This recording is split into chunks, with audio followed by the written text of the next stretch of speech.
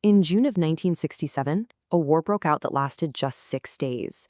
But in that single week, the entire political map of the Middle East was redrawn, and the aftershocks are still being felt today. This is the story of the Six-Day War, and it all starts with one of the boldest military gambles in modern history. So let's just dive right in with one single, absolutely staggering number: 300. That's how many Egyptian aircraft were destroyed on the ground in the first 3 hours of the war. Israel essentially wiped the entire Egyptian Air Force off the map before it even knew what was happening. It's just an unbelievably devastating opening move. And that leads us to the big question here, right? How on earth was that even possible? How did this tiny country, seemingly surrounded and on the brink of annihilation, pull off such a stunning, overwhelming victory? Well, to get that, we have to rewind a bit and look at the pressure cooker of tensions that was the Middle East back then. Yeah, this war definitely didn't just happen in a vacuum.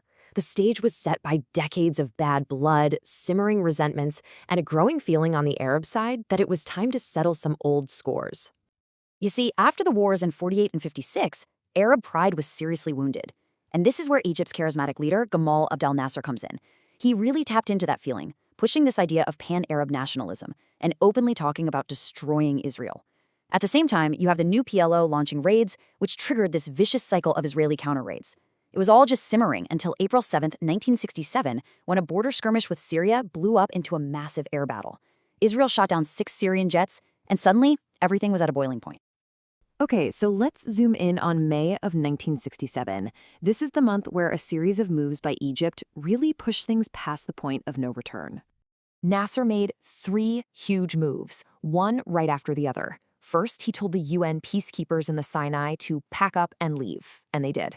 Second, he moved his army, tanks and all, right up to Israel's southern border. And then, the final straw, he blocked the Straits of Tiran, which basically cut off Israel's main shipping lane to Asia and Africa. For Israel, that was a straight-up act of war. With Arab armies now gathering on all its borders, the Israeli government felt it had only one option left: strike first. And that preemptive strike had a code name: Operation Focus.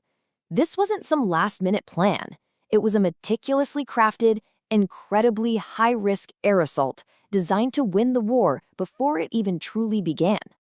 And the objective was brilliantly simple. The goal wasn't to win a bunch of dogfights in the sky. The goal was to make sure those dogfights never happened in the first place.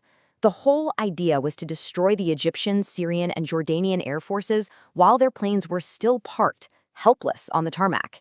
If you control the skies, you control the war. So how did they pull it off? This is the really cool part. They achieved total, complete surprise. Instead of flying straight over the Sinai Desert, where Egyptian radar was looking, the Israeli jets flew north, way out over the Mediterranean Sea, skimming just above the waves to stay invisible. Then they hooked around and came in from the west, the one direction nobody was watching. The whole way, they kept complete radio silence. And the timing? Perfect. They hit right during the morning shift change, when Egyptian commanders were literally handing over the reins and at their least alert. Now, get this. The first wave of jets didn't even aim for the parked planes. Nope. Their only job was to take out the runways. Because, hey, what good is a fighter jet if it can't take off, right? It's basically a very expensive metal sculpture. And to do that, they used this incredible piece of technology. It was a special bomb, often called a dibber bomb. It was designed to punch through the thick asphalt of a runway before exploding. This left behind a massive crater that was a nightmare to fix quickly. To make things even worse, they mixed in some bombs with delayed fuses, just to make sure any repair crews would think twice about going out there. So, with the runways completely shredded, the planes were trapped. Subsequent waves of Israeli fighters could just swoop in over and pick them off like sitting ducks with rockets and cannons. For 3 hours, they just systematically dismantled Egypt's air power. By noon on that first day, the Egyptian Air Force, for all practical purposes, no longer existed. So, with total air supremacy, what happened on the ground? Well, let's just say it was less of a war and more of a lightning-fast takeover across 3 separate fronts. In the Sinai Desert, the huge Egyptian army was completely exposed. Imagine being in a tank column in the middle of nowhere with no air cover. Israeli jets just hammered them relentlessly. Their command structure completely fell apart, and Israeli troops just raced across the desert all the way to the Suez Canal. Over on the Jordanian front, the fighting was tough, but the result was the same. Over 800 Israeli airstrikes pounded Jordanian positions. That constant pressure from the air was what allowed Israeli soldiers to finally break through and capture the old city of Jerusalem and the entire West Bank. And then up north against Syria.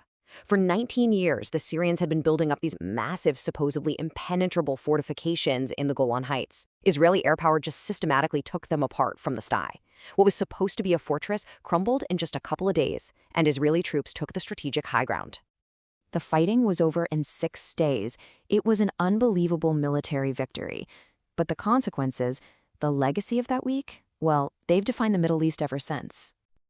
I mean, look at the results. In just 6 days, Israel was now in control of the Sinai Peninsula, the Gaza Strip, the West Bank, East Jerusalem, and the Golan Heights.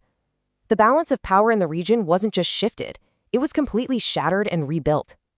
So, a few months later, in November, the UN Security Council steps in and passes Resolution 242.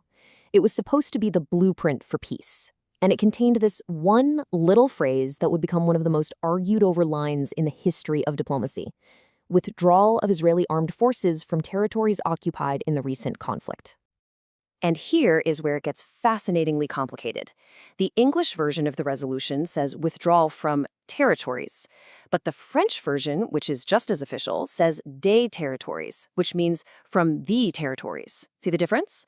Does it mean Israel has to withdraw from some territory or from all of it? That one little word, the, has been at the heart of the debate for more than 50 years. But what the resolution did establish was this core idea that became known as land for peace. The concept was pretty straightforward. Israel would give back the land it captured, and in return, its Arab neighbors would finally recognize its right to exist and agree to peace.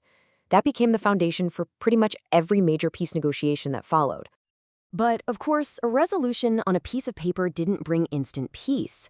What it really did was kick off a whole new phase of the conflict, one defined by military occupation, settlements, and a political stalemate that seems to have no end in sight, all revolving around how you interpret those few crucial words. And that's really what we're left with. The war itself was over in a flash, but its shockwaves have been traveling through time for over half a century. And the central question that was born in that week back in 1967, can you actually trade land for a real, just, and lasting peace? Well, that remains the great unanswered question of the Middle East.